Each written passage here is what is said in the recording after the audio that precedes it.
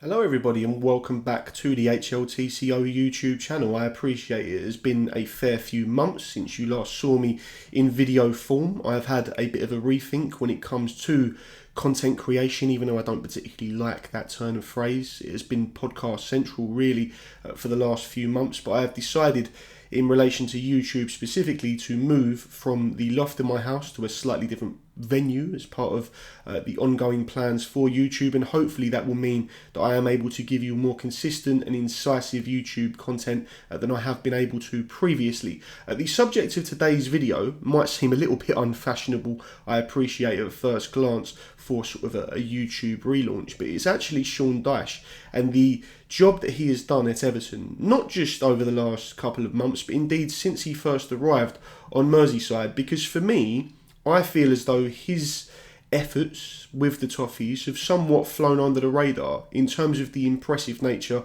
of the job that he has done there. If you actually rewind to when he first took over from Frank Lampard, I think they found themselves 19th in the Premier League table, some 15 points from their opening 20 games of the campaign. And obviously, you look at it right now, they find themselves safe mathematically from relegation at the end of the 23-24 campaign. They have won against Liverpool 2-0. I think it's their first Merseyside derby victory in 14 years, and it is the first win they have had over Jurgen Klopp throughout the Germans' entire time in charge of the Reds. Obviously, that in isolation is a fantastic feather in Sean Dyche's cap. But if you actually examine the situation that he has had to deal with throughout the last sort of 6 to 12 months at Everton, I really feel as though he is a manager who has earned his corn in the biggest way possible. You know, for me, that is a job that could have gone south very, very quickly. You know, you look at the situation in terms of their financial peril, the new stadium that is being constructed, 70 odd years consecutively in the top flight of the English game. There is so much history, so much pedigree, and so much enthusiasm for that football club on Merseyside that in the wrong hands it could easily have gone very, very badly. And that's why I feel as though Sean Dyche on this particular day, the 30th of April 2024, it's just a tiny corner of YouTube and indeed the football media landscape. I'm not trying to pretend I'm something bigger than I am, but I don't feel as though he has been given the, to use an Ian Wright turn of phrase, flowers that he is deserving of, given the job that he has done there, because he has really galvanised that football club from my perspective. You know, when they were given their first points deduction, I said to a fair few Everton fans that I speak to on a semi-regular basis that, in my opinion, he was someone who was perfectly suited for that particular job. You look at his spell in charge of Burnley, an incredible record that he had there, won them promotion, got them into Europe, and all the while he was typecast and he was stereotyped as someone who was genuinely unfashionable. You know, Sean Dyche's Brexit ball, 4-4-2, up and at him, and we all know that he is pigeonholed. He doesn't necessarily mind that, but I look at this job that he has done at Everton and I really feel as though it will be explained away as, well, anyone could have done this. You know, the squad was good enough. We all knew that because of the points they got on the board. But even if you look at the nature of the 6-0 defeat they faced against Chelsea at Stamford Bridge not so long ago, you know, Chelsea this season under Mauricio Pochettino have been the definition of a basket case club themselves. And for them to put 6 past Everton, for the potential wheels falling off moment there to be turned around so rapidly by Sean Dyche, for me, is a measure of his man management, the way that he has got that football club in the palm of his hand. And I appreciate that there will be question marks, not just from Everton fans, but from the wider footballing landscape about whether or not he is the right man to take them on into their brave new era in a new stadium, hopefully well clear of relegation for the next 10, 15, 20 years. But, you know, that in itself is a conversation which I think lacks respect when it comes to what Sean Dyche has been able to do as Everton boss throughout his time in charge. There is one particular interview that I regularly reference both on my podcast and on social media that Sean Dyche conducted with the High Performance podcast a fair few years ago. Now, I appreciate there are plenty of people that are going to be watching this and hear the words High Performance podcast and Jake Humphrey and immediately recoil and say there is no way on earth I'm going to be watching that, Dan. And if that is the case, then I completely take it on board. But please do allow me to explain why it made me do a complete 180 in terms of my perception of Sean Dyche as a motivator and a man manager. You know, I feel as though even I had fallen into the same trap as many other people when it came to Sean Dyche. You know, you see the shaved head, the gruff voice, the fact that he was Burnley boss, and it all adds up to a very convenient pot in which you place Sean Dyche there and say, you know, that's all you're going to get from him. But if you actually listen to the interview, it was quite clear that he was a deep thinker, someone who was nuanced in trying to get to the bottom of what made his individual players tick, tried to help them improve, not just on the pitch, but off the pitch as well from year to year. And I think it had to be looked upon as a key factor in his success as Burnley manager. If you actually look at the budget that he had across these 6 years from their promotion to the Premier League at the second time, I believe his net spend was just £64 million, which is minuscule compared to some of the more illustrious competitors he came up against from week to week in the Premier League throughout that time in charge. And, you know, there was another interview that he did. I think it was in between his time as Burnley boss and being picked up as Everton manager to replace Frank Lampard. But he was speaking on Sky Sports to, I believe it was Jamie Carragher and Dave Jones, about the stereotypes that are often thrown his way. And rather than trying to rally against it or suggest that he was some misunderstood genius, he actually bought into it and suggested that he didn't mind that, because as far as he was concerned, fans should know that they are going to get a certain level of commitment from his teams week on week. And, you know, that to me was quite a mature and refreshing answer, because you often get managers, particularly in the modern game, who want to be looked upon as tactical geniuses, as people that are misunderstood, that have extra strings to their bow.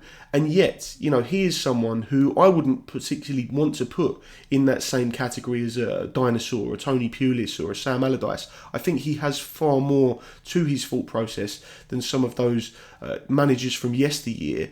But either way, he has gone into Everton and you have not seen a single moan or groan from him. He has got on with the job at hand. He has made sure that that team is competent from week to week, albeit there have been outliers. The 6-0 defeat I mentioned against Chelsea can be thrown in there as a significant spanner in the works. But even if you look at the reaction to that, he quite clearly is a manager that maintains the trust of his players. And I just wonder, going into the new season, what the view of him will be from the Everton faithful, because you can suggest that they should be there. You know, the Premier League in itself has always had Everton as a competitor.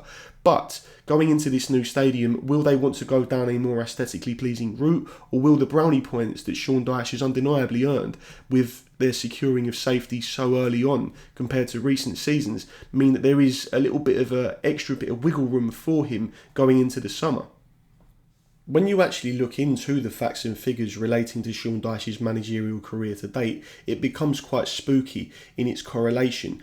It's been remarkably consistent over a number of years and 3 different managerial roles. At Watford, between June of 2011 and July of 2012, he managed 49 games with a win percentage of 34.69%. At Burnley, where of course he took charge of 425 games, he had a win percentage of 35.06%. And at Everton to date, he has taken charge of 60 games with a win percentage of 35% dead. That makes out an entire managerial win percentage across 534 games at 35.02%. So pretty much you know what you are going to get when it comes to a Sean Dyche team. You could make the argument on his side of things here that he has been given unfashionable clubs, and you could probably put 5 to 6% on that if he were to be given a European regular. But who knows? You know, that is pie in the sky. It's a conversation for another day. The reason for this specific video on this particular day is that Everton themselves have needed a character like him to really pick them up, put them on his back, and make sure that they are guided to safety without any worries about, you know, what's going to happen at the end of the season, whether or not financial oblivion is going to come their way. Now, I can't say for sure how Sean Dyche will feel about his ongoing plans beyond this summer. He is on record following their victory in their most recent game at Goodison Park as saying that their survival is for him the greatest achievement he has had as a manager, and I completely understand that, because the magnitude of relegation for Everton after 70 odd years in the top flight unbroken would have had, you know, a detrimental effect not just on him CV wise, but in terms of his own view as a manager. Internally, when he goes to bed at night, when he looks himself in the mirror, he didn't want to be the man that oversaw Everton being relegated to the Championship, but instead he has got the job done with plenty of room left to run. And that in itself is something which I think will stand him in incredibly good stead for job opportunities should they come his way, with Everton parting ways with him. I'm not sure there are many people working in the game today that will particularly fancy that job. It's a difficult one to say for sure. Of course, you look at the history, you look at the potential, and it's all there for them. But you still want a club that are well run. There has been a discussion that I've sort of semi-sparked on social media myself today about Pep Guardiola and whether or not Manchester City's success is just down to money or whether he is an outlier. Now, if you put Pep Guardiola in at Everton in this particular situation, I am not sure he would have got the same sort of performances out of these players that Sean Dyche has managed to. Obviously, it's all opinion. We cannot say for sure whether or not Pep Guardiola would have come in to Everton and taken all by storm. But I'm using that as a vehicle to highlight that for me, he is someone that doesn't get anywhere near the credit that he does deserve. And if he is to leave Everton, whether it be this summer or in the next 12 to 18 months, he will and rightly should have plenty of clubs queuing up for his services, because he isn't that archetypal dinosaur, a firefighter. He is someone that can put in a method of building a squad that is together, that does have cohesion, that will play for one another, and ultimately will do what it says on the tin. Now, you could argue that in the modern game, you want to see a manager come in and transform things, have you scoring plenty of goals, play with a flourish. I get all of that. But in the environment that we currently find ourselves, the cutthroat nature of elite football, Sean Dyche is something of an outlier in and of himself. He may not be the Pep Guardiola or the Jurgen Klopp of the Premier League, but he is someone, given the scale of the achievement I feel he has achieved with Everton this season, who does deserve some sense of a spotlight, and that is exactly why I chose to record this video for you on this fine April day. Thanks as ever for clicking on this video and watching up until this point. As I've said at the beginning of the video, I appreciate that YouTube wise I have been missing in action for a fair few months now. I know that in terms of YouTube content creation you need to be far more frequent, but if you go back to the start of 2023, when I first came onto this platform, revealed my face, spoke about my disability, it was a bit of a mad melting pot of stress, really. I knew that if I wanted to give YouTube a proper go, I was going to have to explain all of that, and I did it, and there was this sort of mad rush of not just enthusiasm, but plenty of inquiries and questions, and it all just felt a little bit overwhelming. Whereas now I feel far better headspace wise to actually come onto YouTube on a regular basis, discuss things that are in my mind from day to day. When it comes to the beautiful game, I appreciate that a video on Sean Dyche in Everton isn't necessarily the most fashionable of subjects to dive back into the YouTube sphere with, but it felt like something that, I had a genuine topic to get off my chest with, and hopefully you've enjoyed it. So, please do consider clicking like on this video, pushing the subscribe button, because it helps me to grow it, it helps the algorithm, and now that I am in this place and able to upload relatively regularly, I would hope that you would come with me for this journey to see how far we can push the YouTube channel and potentially make it a very solid output for me to get my thoughts across to you from day to day. So thanks very much for watching, and I look forward to speaking to you again soon. Cheers.